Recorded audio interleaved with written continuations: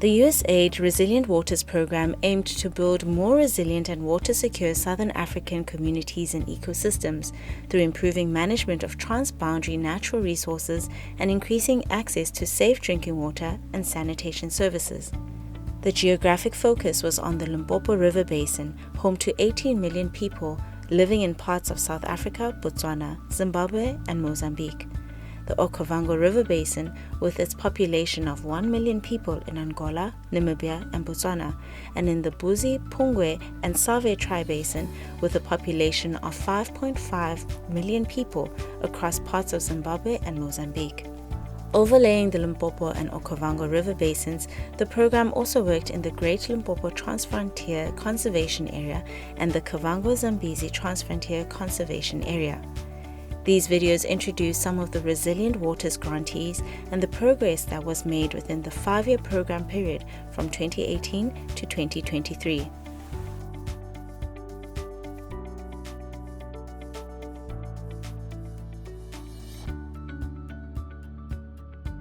My name is Britta Hackenberg. I'm the team leader for the NNF program Fisheries and Freshwater. I'm based in Windhoek, but I'm often up in the wetland region of Namibia. And my name is Alan Gigi. I also work for the Namibia Nature Foundation as regional coordinator based in the Kavango regions. So we have probably had a very holistic approach in a very focused area, ranging from working with conservancies on game management utilization plans, with the community forests on forest management plans, conservation fisheries, agriculture, and in the same areas also on conservation agriculture. Did we forget anything? Transboundary fisheries management plan. That was the new kid on the block, the transboundary fisheries management plan. Yes. I think one of the key take-home messages was working with communities requires a lot of trust and patience. It's not an easy task that one can do. At the same time, it's all about having a participatory approach to whatever you would want to achieve at the end of the day. So they are the key, they are the center of everything, and their inputs in most cases matters than what everyone else would think, because they're the ones that actually get to experience some of the challenges and the shocks that, okay, be it drought, be it human-wildlife conflict, be it any climate variability that might take place. They're the ones that are on the receiving end, and for us it's just a way of then trying to find ways on how we can help them mitigate some of these shocks. And involving them in the planning is actually key, because they have to live with the plan, not only with the issues, but also what they have decided in a plan. And I think what we have also learned is that in some fields people find it more easy to resuscitate old rules, traditional rules that were forgotten, but they were really meaningful. But I think also with shifts of governance and management regimes, often those rules were abandoned, but they were really helping to conserve the ecosystem. And I think that has probably been kind of a shortcut for us that we didn't expect.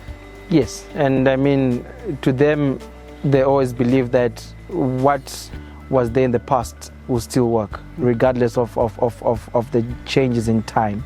I think the old rules, like Britta said, is what they consider to be the new rules, and that is what they would want to have as new rules, though they are old. Probably that's not applicable to agriculture, though. Nope, not even. I think that was on fisheries. On fisheries, yes. But actually, I think on agriculture, I feel also, we have learned that we have to pick up people and walk in baby steps. Like, don't expect people to change something that has sustained them for centuries in one season. And, kind of having a gradual change and picking people up where they are with the means that they're having.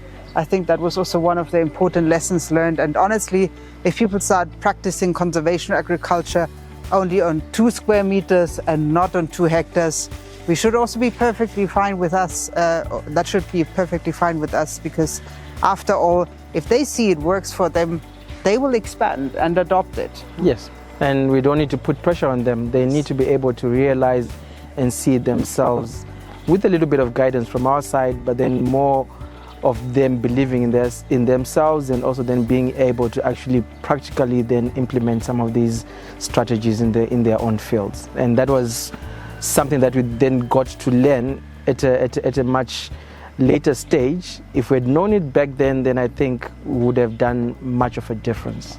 I think unique in a way was that we could do various interventions, and in that way really keeping option spaces open for communities in the same place. So working with the same communities on a number of issues is kind of really for us to test a holistic approach.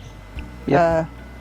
And I think also if you look at fisheries, the support that has been coming also from the Minister of Fisheries has been quite good, and it has made things a bit more easier for us. It has allowed us to also experiment and work across the area with that support, that you have government behind you. You have government willing to also then be part of the process. So that relationship and that interlinkage is also then proved to go a much longer point, and make it easier as well in trying to put a case across, and also trying to help the government in addressing some of its mandates. I was surprised when we were working in Kapinga Kamwalye Fisheries Reserve that communities voluntarily suggested to extend the closed season or introduce bag limits. Yeah. So this was something completely coming from them, and that they are really trying to put the bar higher and introduce rules and being innovative in how they want to manage their fish reserve. I think that was really great for me to see. And the other one, I think what really was probably our most wonderful one-day workshop was the transboundary workshop.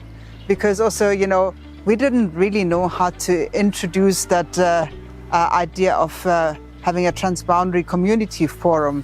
We were busy scratching our heads as to who we were going to invite from the Angolan side. I mean, on the Namibian side, we knew the communities that we're working with, we knew the focal people that would want to invite, but then we hit a snag because we did not know whom to invite from the Angolan side.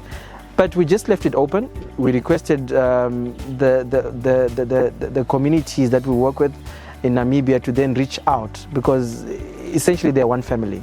They either have a brother or a sister, or parents that are living on either side of the border, and they managed to reach out to their fellow community members. They came. We were surprised, yes, in numbers. We're surprised, we're shocked, because we didn't expect, that we would be able to reach that far. And the discussions were actually quite good. And, at first people are hesitant, but then as the day progresses, people then become free. They get to joke around about some of these issues, but then you can really see that they share the same issues, same challenges, the same river, and it's a lifeline to them.